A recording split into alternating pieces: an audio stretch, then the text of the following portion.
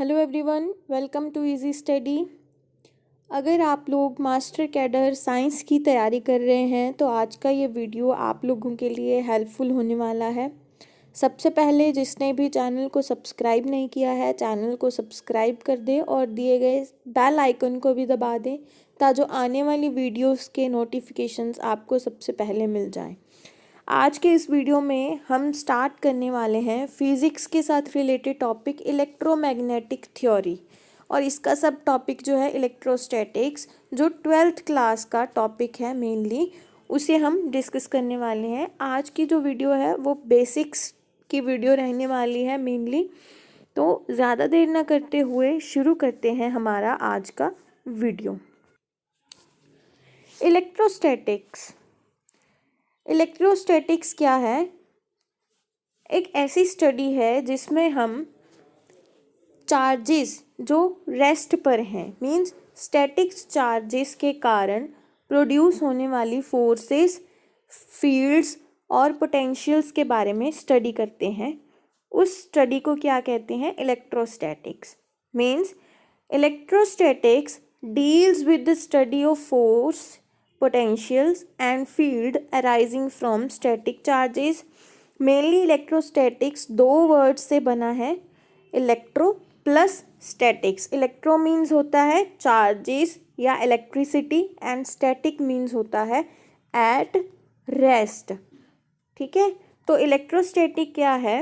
एक ऐसी स्टडी है जिसमें हम स्टैटिक चार्जेस मीन्स चार्जेस जो रेस्ट पर हैं उनके कारण प्रोड्यूस होने वाली फोर्सेस, फील्ड्स और पोटेंशियल्स के बारे में स्टडी करते हैं। जब कभी भी दो चीज़ों को आपस में रब किया जाता है, मीन्स दो रॉड्स को अगर रब करते हैं, एक रॉड को किसी सिल्क के साथ किया रब, तो उसमें क्या होता है? इलेक्ट्रिसिटी प्रोड्यूस होती है। Means whenever two objects are rubbed with each other, electricity is produced. और वो इलेक्ट्रिसिटी को क्या हम कहते हैं? Frictional electricity. ठीक है, उस इलेक्ट्रिसिटी को फ्रिक्शनल इलेक्ट्रिसिटी कहा जाता है, क्योंकि ये इलेक्ट्रिसिटी रेस्ट पर चार्जेस जो होते हैं उनके कारण है, तो इसलिए हम इसको स्टैटिक इलेक्ट्रिसिटी कहते हैं या इलेक्ट्रोस्टैटिक्स कहा जाता है, क्योंकि ये this electricity is developed due two charges at rest, so it is also called static electricity और electrostatics। ठीक है, आगे करते हैं टाइप्स ऑफ चार्जेस। दो तरह के चार्जेस हम पढ़ते हैं, positive and negative, means protons and electrons. पहले इन चार्जेस को क्या कहा जाता था? विट्रस और रेजिनस चार्जेस। बाद में बेंजामिन फ्रैंकलिन एक साइंटिस्ट हैं जिन्होंने positive and negative charges means protons, electrons का कंसेप्ट दिया था।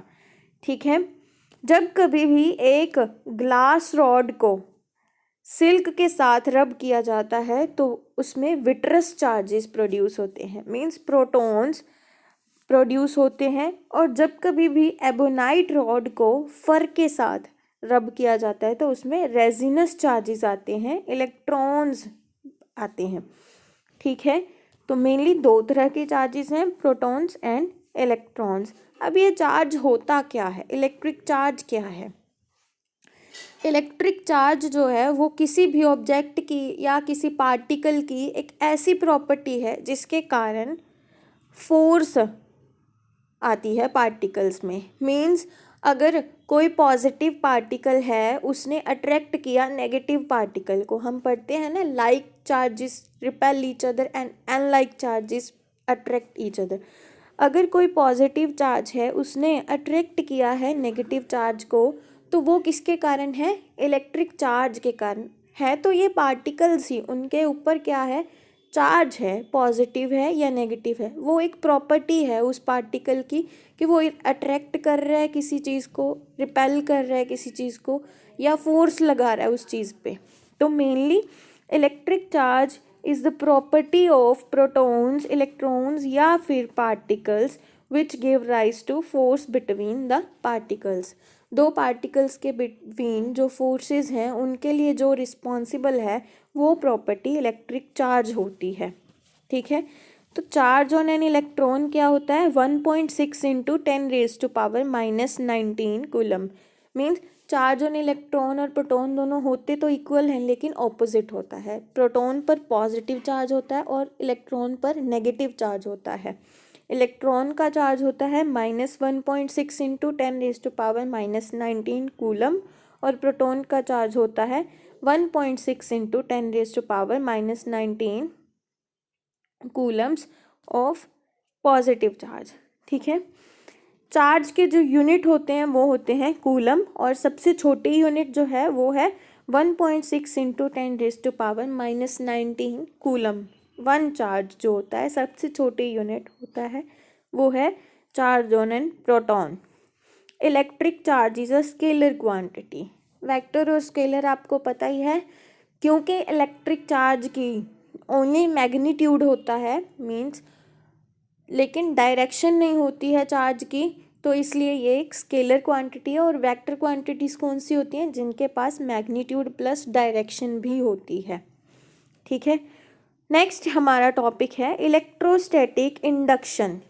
मेनली इंडक्शन क्या होता है, किसी के गुण अपने अंदर ले आना इंडक्शन होता है। ठीक है, अब इलेक्ट्रोस्टैटिक इंडक्शन क्या होगा, किसी चार्ज्ड बॉडी से चार्ज ले लेना, वो होता है electrostatic induction. Means temporary charge जो है आ जाना किसी बॉडी में दूसरी चार्ज्ड बॉडी के कारण, वो क्या होगा, इंड्यूस्ड चार्ज होगा। अब the temporary electrification of a conductor when a body is brought near it is called electrostatic induction.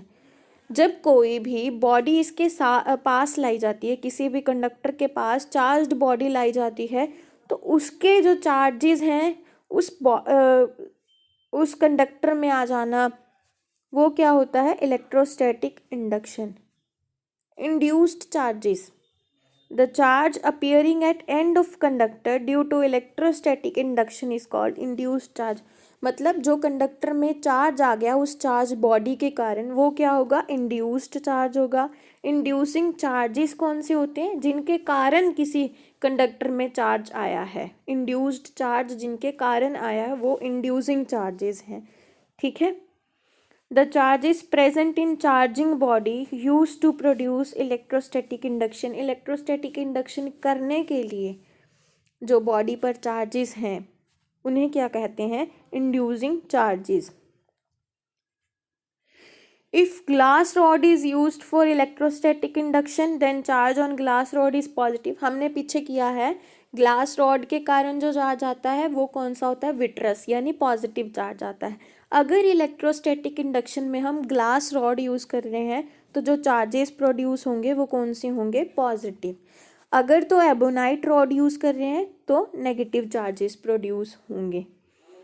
अब इसकी एक्सप्लेनेशन करते हैं कि पैदा कैसे होते हैं इंड्यूस्ड चार्जेस जो हैं। आगे इसका मेथड करेंगे हम कि किसी भी बॉडी में जो इंड्यूस्ड चार्जेस हैं वो कैसे आते हैं।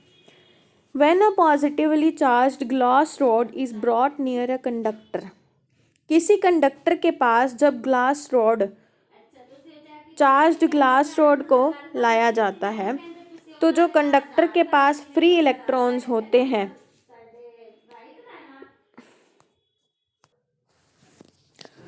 तो जो कंडक्टर के अंदर इलेक्ट्रॉन्स हैं वो ग्लास रॉड से अट्रैक्टेड होंगे।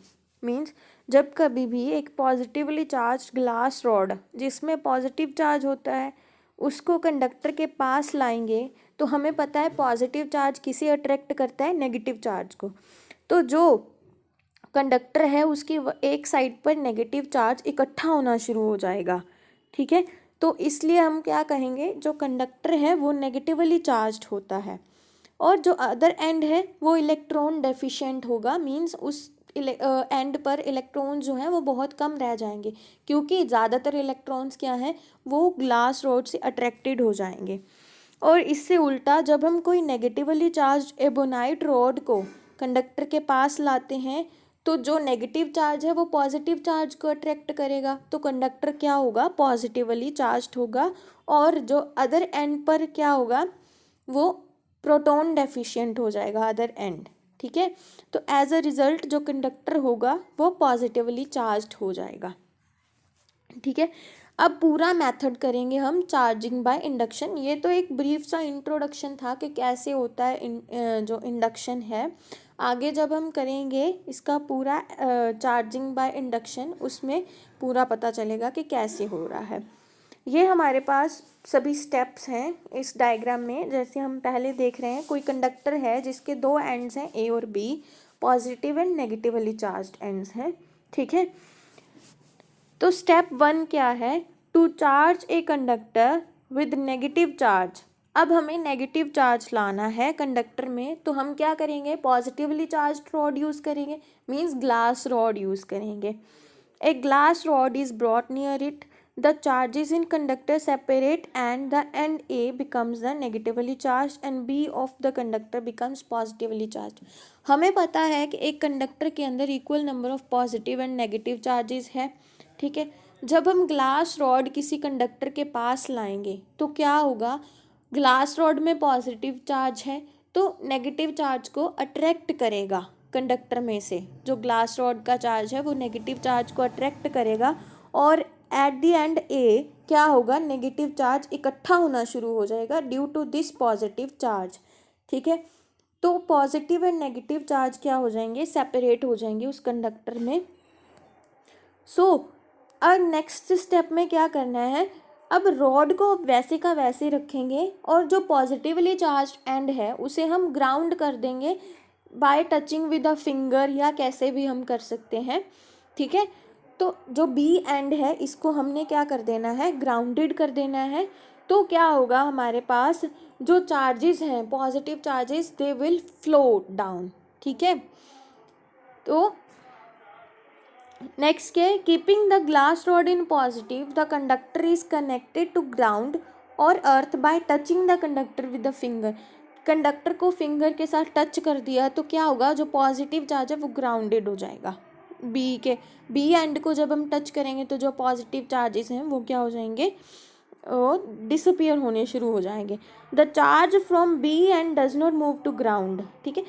ये नहीं मतलब है कि ग्राउंड में मूव कर जाएंगे टच करने से।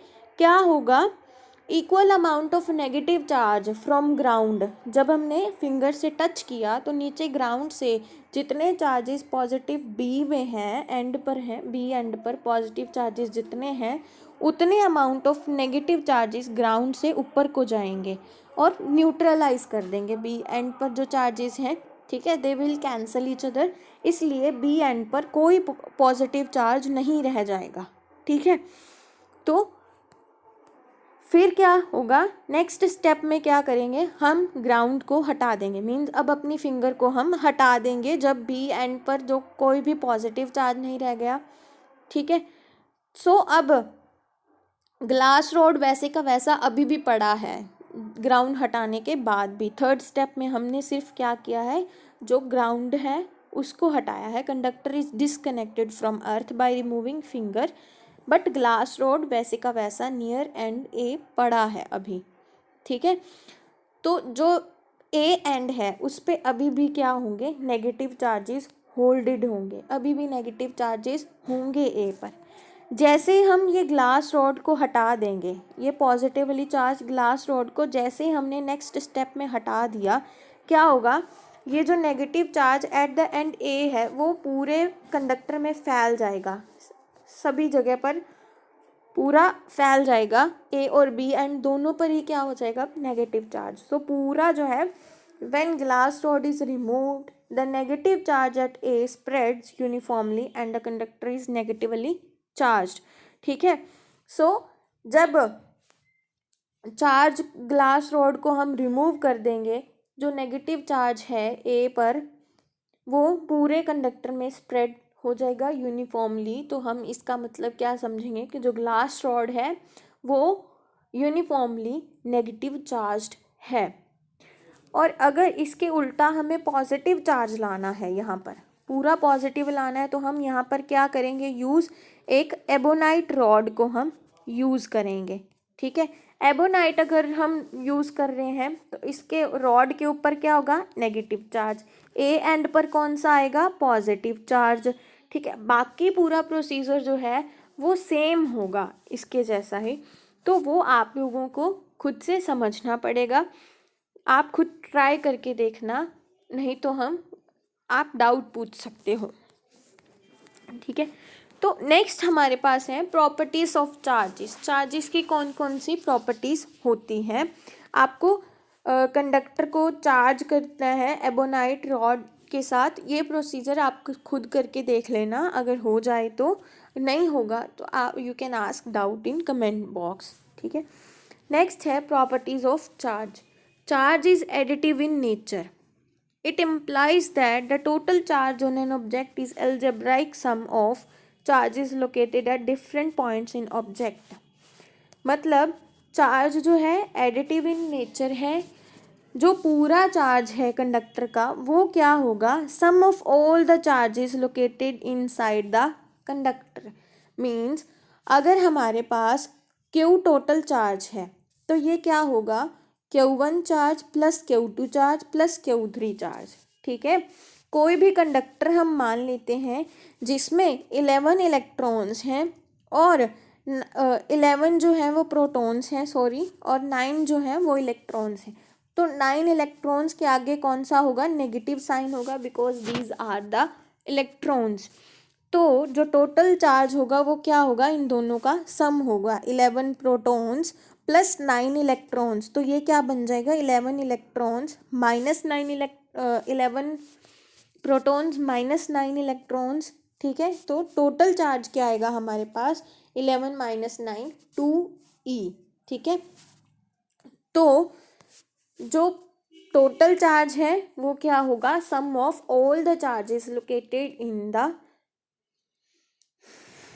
Object at different points. ठीक है, सो पॉजिटिव और negative sign for charge is compulsory. ये जो चार्जेस के आगे ये साइन जो लिखा है 9 के आगे माइनस, ये कंपल्सरी है, क्योंकि इसी साइन के कारण ही पता चलेगा कि ये चार्ज पॉजिटिव है या नेगेटिव चार्ज है। Quantization of charge.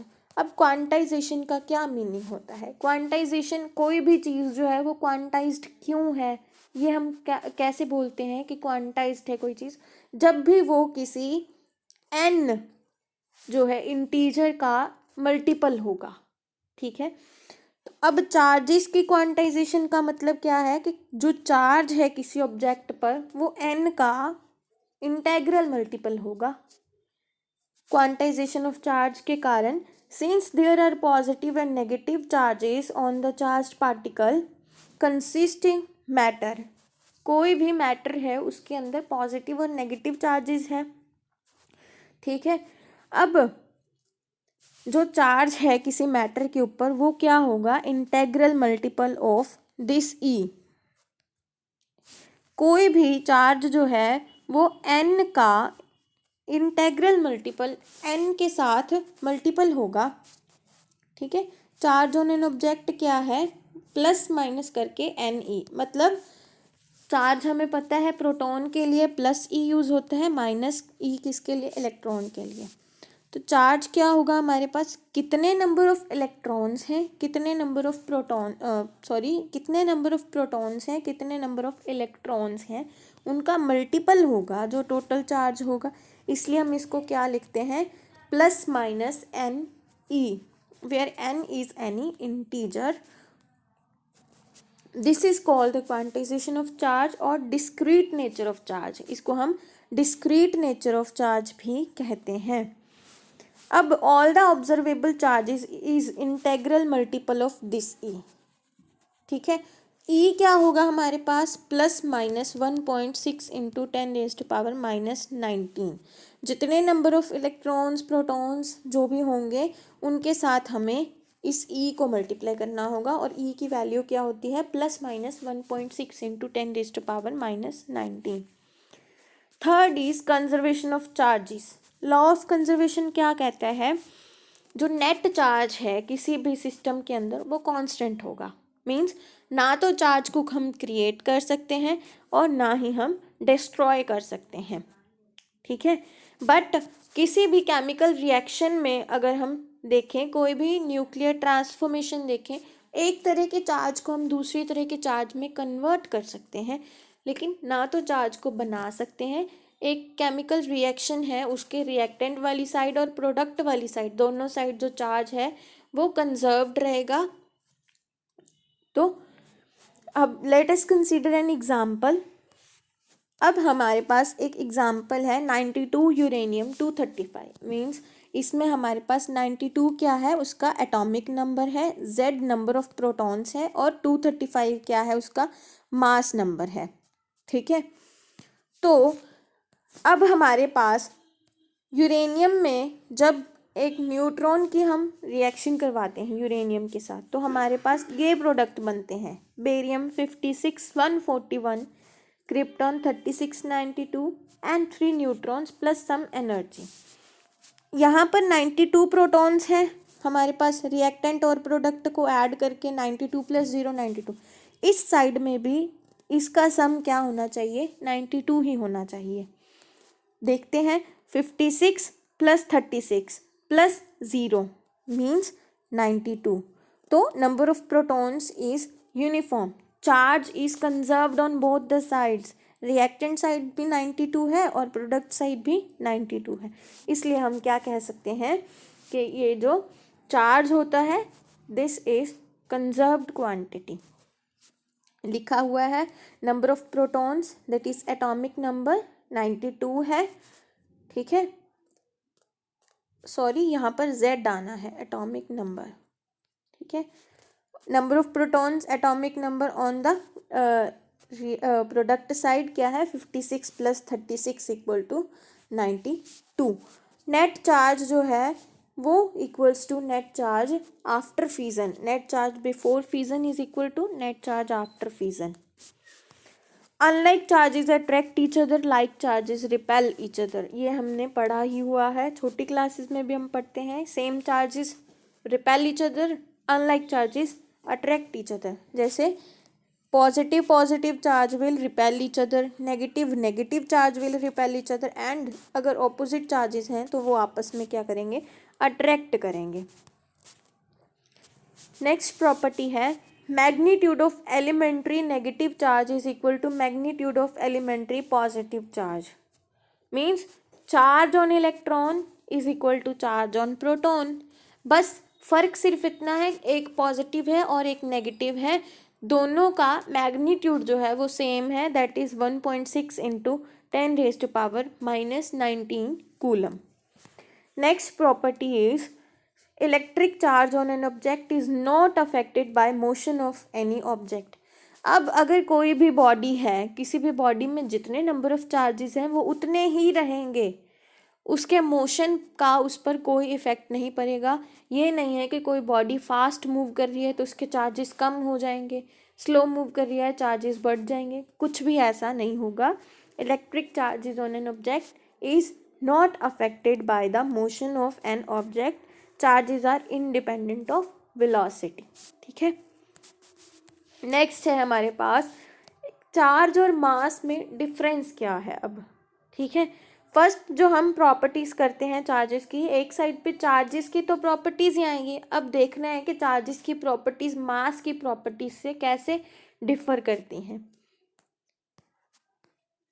First is charges can be positive as well as negative, और ज़ीरो भी हो सकते हैं, लेकिन mass of an object can never be negative and is not zero. ठीक है, so mass of an object is always positive and non zero होगा। Mass हमेशा मास पॉजिटिव होगा और नॉन ज़ीरो होगा। ठीक है, मासलेस ऑब्जेक्ट इस दुनिया में एग्जिस्ट नहीं करती है। जिस बॉडी का मास है वो पॉजिटिव होगा और नॉन ज़ीरो होगा। ठीक है, total charge on an object is conserved, ये भी से एक प्रॉपर्टी है, पूरी बॉडी में जो चार्ज है वो कंजर्व्ड रहेगा। मास जो है वो कंजर्व नहीं है, क्योंकि किसी भी बॉडी का मास अर्थ पर कुछ और है और किसी प्लैनेट पे कुछ और भी हो सकता है। ठीक है, so mass is not a conserved quantity. Next is charge on an object is quantized. Quantized होता है चार्ज, मीन्स चार्ज को हम integral multiple of E + - E लिखते हैं, मीन्स साथ में n को मल्टीप्लाई करते हैं। That is Q is equal to plus minus N E. ठीक है, तो charge is integral multiple of some E. E क्या है हमारे पास 1.6 इंटू 10⁻⁻19। लेकिन मास का क्वांटाइजेशन अभी तक इंट्रोड्यूस्ड नहीं हुआ है। क्वांटाइजेशन ऑफ मास आज तक नहीं स्टडी किया गया है, अभी तक इसका कोई पर्टिकुलर रिजल्ट नहीं आया है। Next is charge on an object is not affected by the motion of object. Velocity से इंडिपेंडेंट है चार्ज, हमने प्रॉपर्टीज में किया है, लेकिन मास जो है वो डिपेंड करता है वेलोसिटी पर। हमने पढ़ा ही हुआ है फॉर्मूला, ठीक है, मास का और रेस्ट मास के साथ। जो मास है वो क्या होता है, m0/1 - v²/c² whole under the root, where m0 is rest mass of the object. ठीक है, तो ये mass of an object depends upon the velocity of object, that is motion of the object. ये फॉर्मूला है कैसे depend करता है मास velocity पर। इस फॉर्मूले में देख रहे हैं आप, डिनोमिनेटर में v आ रहा है और c भी आ रहा है, इवन वेलोसिटी ऑफ लाइट भी आ रहा है। Next is charge can attract और repel each other.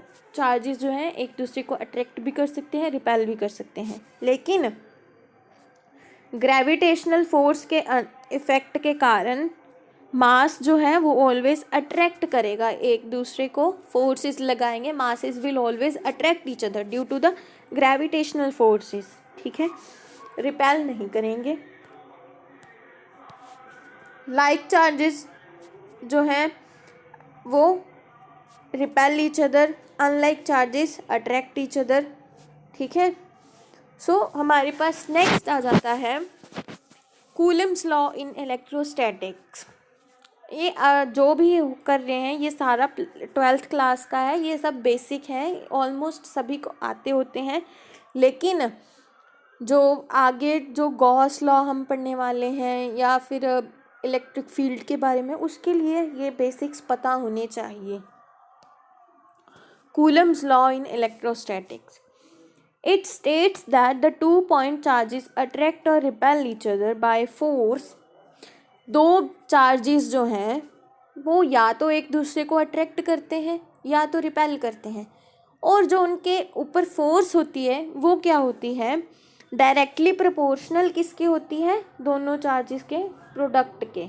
Means force जो है वो किसके प्रोपोर्शनल है, एक तो उन दोनों चार्जेस के प्रोडक्ट के प्रोपोर्शनल है, और दूसरा किसके प्रोपोर्शनल है, इन्वर्सली प्रोपोर्शनल है। और साथ इन्वर्सली, डायरेक्टली नहीं है, इन्वर्सली प्रोपोर्शनल किसके है, square of the distance between two charges. Means जो दो चार्जेस के अंदर डिस्टेंस है उसके स्क्वायर के इन्वर्सली प्रोपोर्शनल है। दो पॉइंट्स हैं, फोर्सेस, एक तो फोर्स किसके प्रोपोर्शनल है, दोनों के प्रोडक्ट के, दूसरा inversely proportional to r², where r क्या है, उन दो चार्जेस के बीच का डिस्टेंस है, ये r।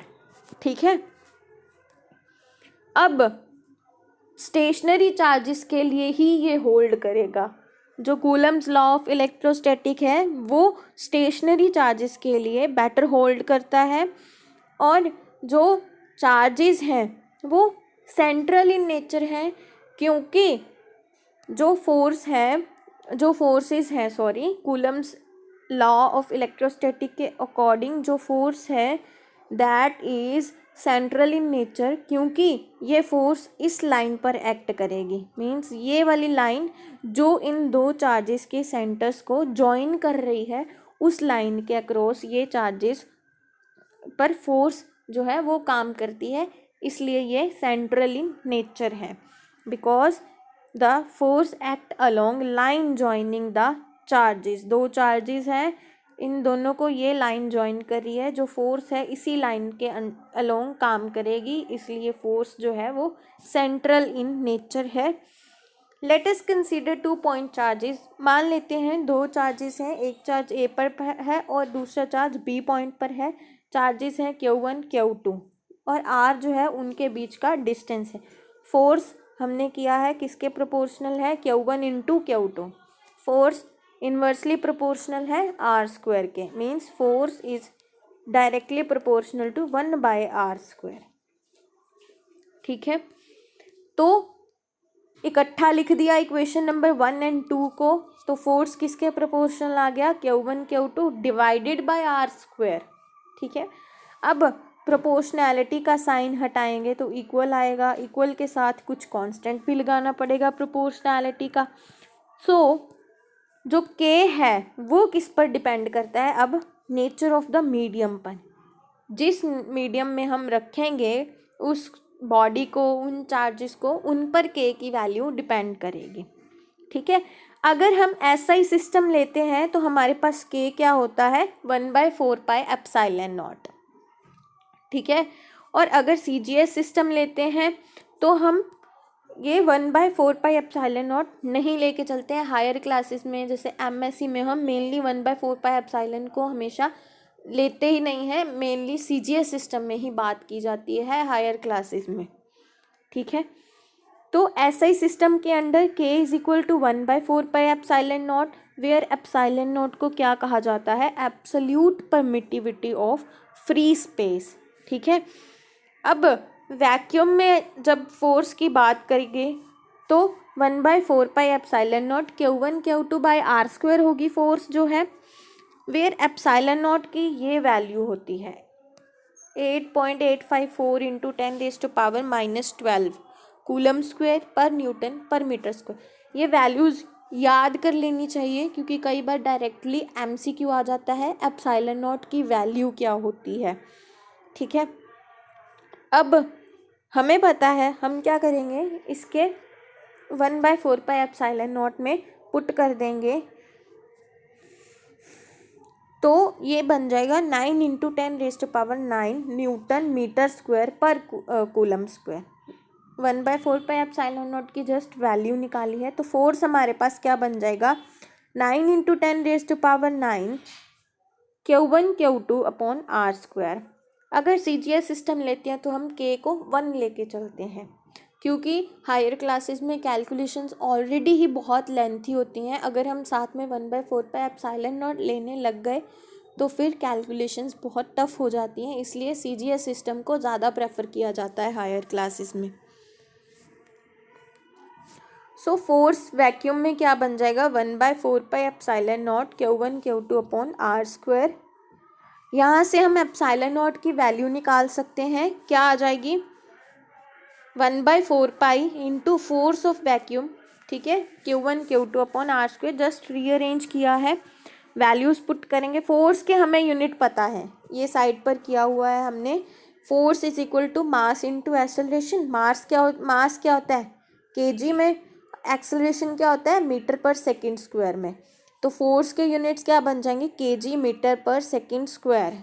ठीक है, तो यहाँ पर बस यूनिट्स लिख रहे हैं क्योंकि हमें ε0 के यूनिट्स चाहिए, इसलिए kg metre per second square. 4π क्या है, कांस्टेंट है। ठीक है, 1/kg metre per second square coulomb square upon metre square. ठीक है, ε0 क्या हो जाएगा, per kg second square coulomb square, वैसे का वैसे ये जो सेकेंड स्क्वायर है ऊपर जाके पॉजिटिव हो जाएगा क्योंकि यहाँ पर नेगेटिव दिया हुआ है, ये नेगेटिव ऊपर जाके पॉजिटिव, ये पॉजिटिव मीटर है ऊपर जाके नेगेटिव हो जाएगा, metre square into metre, metre cube हो जाएगा और ऊपर जाके मीटर ऑफ माइनस क्यूब। ठीक है, ε0 के ये यूनिट आ जाएंगे, kg inverse per metre second square metres coulomb square into per metre square. अब ये हमारे पास पर kg पर मीटर सेकेंड स्क्वायर, ये पर न्यूटन के यूनिट्स हैं, ये साइड पर किया हुआ है, यहाँ से आप देख सकते हैं। पर न्यूटन करेंगे तो पर kg पर मीटर सेकेंड स्क्वायर बनेगा, तो इसमें हमने क्या पुट कर दिया, पर न्यूटन, ये वैसे का वैसे साथ में पड़ा है। तो ε0 के यूनिट्स क्या आ गए हमारे पास, per newton per metre square into coulomb square. अब हमें पता है करंट क्या होता है, चार्ज अपॉन टाइम। ठीक है, चार्ज के यूनिट कूलम, टाइम के यूनिट सेकेंड। और करंट के यूनिट एम्पियर होते हैं। तो हमारे पास कूलम क्या आ जाएगा, ये C ampere into T means second, अगर डायमेंशनल फॉर्मूला की बात करें तो। आगे हमने डायमेंशनल फॉर्मूला निकालना है। एप्सिलॉन नॉट का डायमेंशनल फॉर्मूला निकालेंगे तो ये इक्वेशन ले लेंगे एप्सिलॉन नॉट वाली। ये वाली इक्वेशन में केजी के जो होता है हमारे पास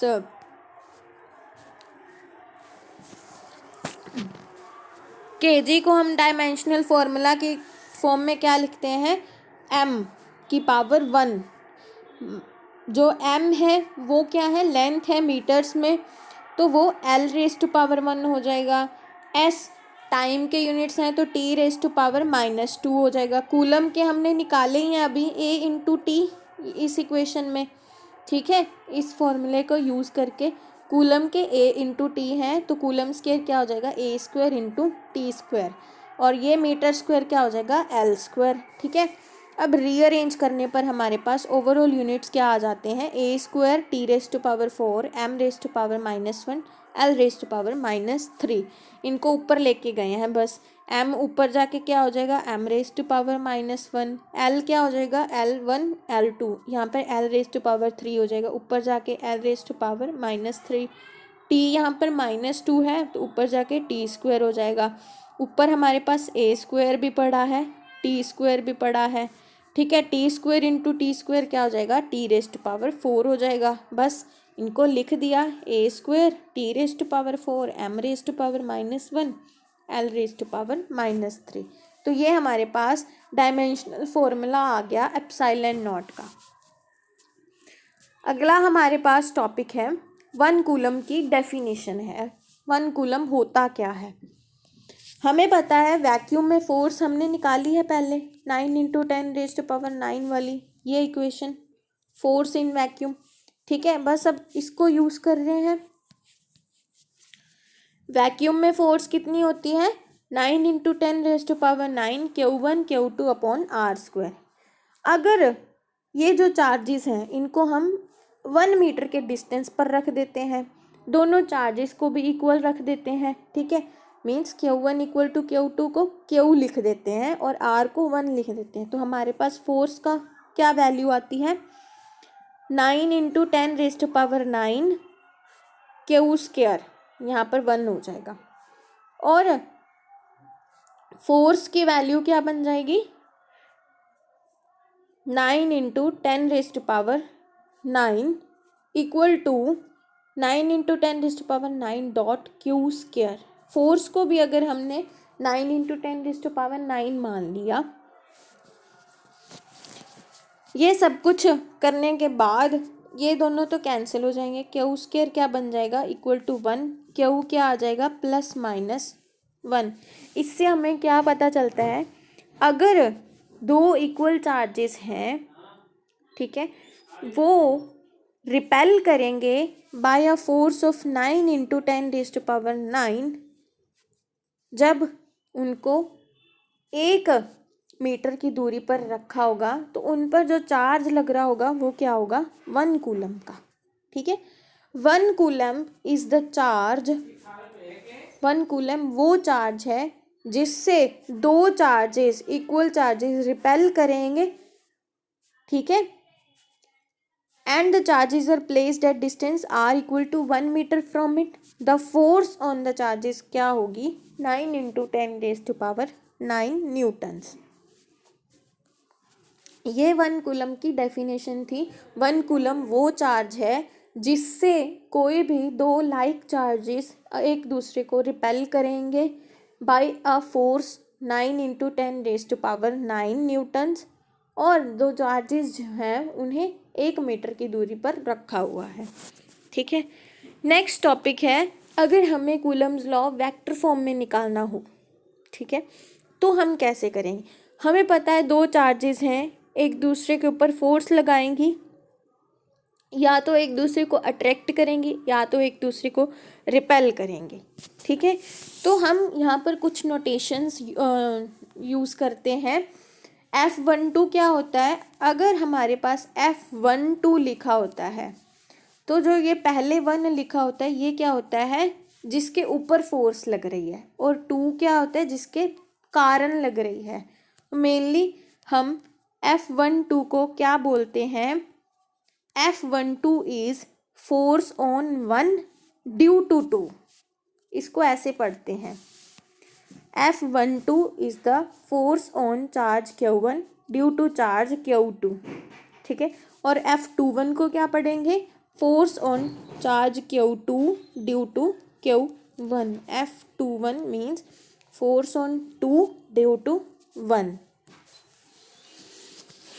अब 2 चार्जेस हैं हमारे पास, हम क्या लेकर चलते हैं,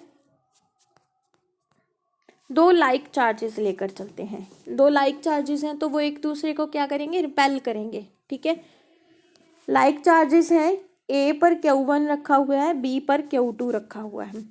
जो Q1 पर फोर्स लगेगी ड्यू टू Q2 वो क्या होगी, F12, और जो इस Q2 चार्ज पर लगेगी ड्यू टू Q1 वो क्या होगी, F21। ये लिखा हुआ है force on Q1 due to Q2 is F12। जब ये फोर्स लगेगी तब जो चार्ज Q1 है, Q1 पर लग रहा है ना फोर्स, अब इन्होंने एक दूसरे को रिपेल करना है तो ये Q2 से दूर जाएगा, मीन्स इस तरफ जाएगा।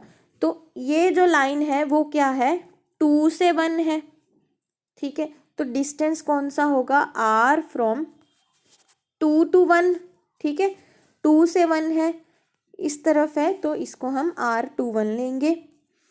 जब चार्ज Q2 पर फोर्स लग रही है तो Q2 क्या करेगा, इस तरफ जाएगा, फोर्स तो क्या होगी 2 के ऊपर ड्यू टू 1, और जो पोजीशन वेक्टर है वो क्या होगा, फ्रॉम 1 to 2, इस तरफ जा रहा है ना। जब फोर्स लगेगी तो ए से दूर जाएगा, लाइक चार्जेस हैं तो रिपेल करेंगे, तो इसलिए जो R होगा वो क्या होगा, 1 की तरफ से 2 तक जा रहा है। ये जो बी पॉइंट पर चार्ज Q2 है। बस मैग्नीट्यूड तो वही होता है, हमें पता ही है, 1/4πε0 Q1 Q2/R²। अगर हमने डायरेक्शंस लिखनी है, F12 क्या है, force on 1 due to 2 1/4πε0 Q1 Q2/R²। अब R21 क्या है, यूनिट वेक्टर लिखा हुआ है। अगर इस चार्ज के ऊपर फोर्स लग रही है, इन्होंने करना है एक दूसरे को रिपेल है, तो ये फोर्स इस तरफ जाएगी, बी Q2 से दूर ही जाएगी ना, तो इसका डिस्टेंस क्या है, R21, 2 की तरफ से 1 की तरफ जा रहा है, इसलिए F12 में क्या आ रहा है, R21। जब इस चार्ज पर फोर्स लग रही है तो इसने ए से दूर जाना है, मतलब इस तरफ जाना है, तो पोजीशन वेक्टर जो है वो R12 की तरफ से होगा और यूनिट वेक्टर कैप लग जाएगा, R12 कैप। बाकी मैग्नीट्यूड वही, साथ में हमने क्या देना होता है, direction, that is unit vector. तो F12 का यूनिट वेक्टर R21 है और F21 का यूनिट वेक्टर R12 कैप है। तो ये हमारे पास फोर्स आ गई, force on Q1 due to Q2 equation number 2 में, और force on Q2 due to Q1 क्या है, इक्वेशन नंबर 3 में आ गया। हमें पता है R12 यूनिट वेक्टर को हम लिख सकते हैं -R21। इस ऊपर वाली इक्वेशन में चाहे इसको पुट कर दो चाहे इसको पुट कर दो। हम क्या कर रहे हैं, थर्ड वाली इक्वेशन में पुट कर रहे हैं, R12 को माइनस के R21 पुट कर दिया, माइनस को बाहर लिख दिया। ये जो है ये क्या बन गया हमारे पास, F12 बन रहा है। इसलिए हम क्या लिख सकते हैं, F21 क्या है, नेगेटिव ऑफ F12 है, ठीक है। तो इसका मतलब क्या है कि दोनों चार्जेस के ऊपर जो फोर्स काम कर रही है वो क्या है, इक्वल एंड ओपोजिट है। दोनों चार्जेस पर जो फोर्स काम कर रही है वो इक्वल एंड ऑपोजिट है, means the like charges will repel each other, repel each other, ठीक है। ये एक तरह का प्रूफ भी है like charges repel each other का।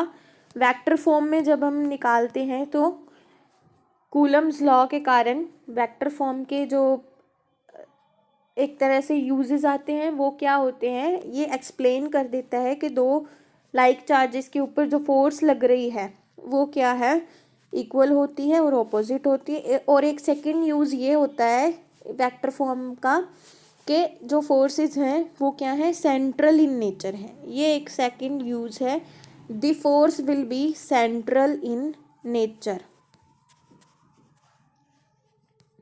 ठीक है, ये एक तरह का सेकेंड यूज़ है Coulomb's law in vector form का, that forces are central in nature. Central का मतलब बताया था पहले ही कि सेंट्रल का मतलब वो होता है कोई भी फोर्स जो इन दोनों के सेंटर्स को जोड़ने वाली लाइन के अलोंग काम करे, वो फोर्स क्या होगी, सेंट्रल इन नेचर होगी। ठीक है, आज के लिए इतना ही। उम्मीद करते हैं कि आज का ये वीडियो आपके लिए यूज़फुल होगा। चैनल को सब्सक्राइब करना ना भूलिएगा। Thank you.